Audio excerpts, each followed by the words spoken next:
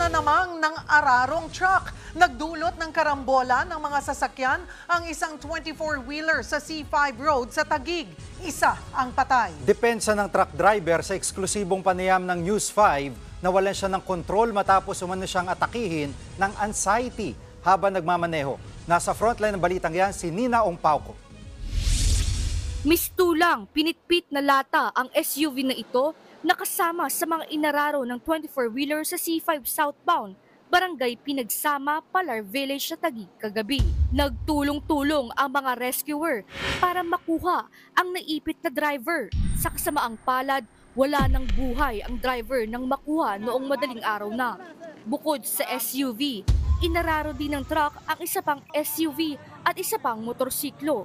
Nabagsakan din ng puno ang isa pang sasakyan. Base sa investigasyon, dumaan sa northbound ang truck nang bigla ito mapunta sa kasalubong na linya. Doon na ito inararo ang iba pang sasakyan. Siguro na miscalculate niya yung takbo niya, kaya yun, nag-cruise doon sa southbound at ito ay tinamaan niya yung Innova.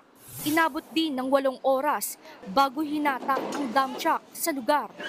Bukod sa nasawing SUV driver, sugatan din ang driver ng motor at driver ng truck. Ayon sa nakakita, nagtangka pa umanong tumakas ang driver ng truck. Sa eksklusibong panayam ng News 5, sinabi ng truck driver na hindi siya nawala ng preno, hindi rin siya nakainom o nakatulog.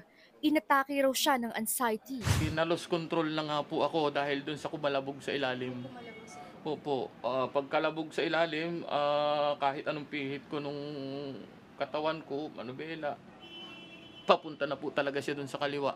Labis ang pagsisisi ng driver.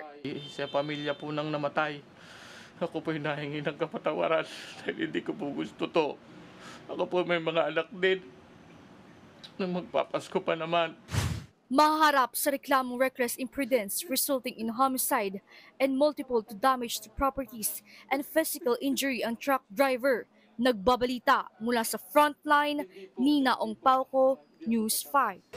Mga kapatid, Cheryl Cosim po, huwag maging huli at maging una sa lahat sa balitaan. Para sa tuloy-tuloy na talakayang sa frontline, mag-follow at mag-subscribe sa social media pages ng News 5.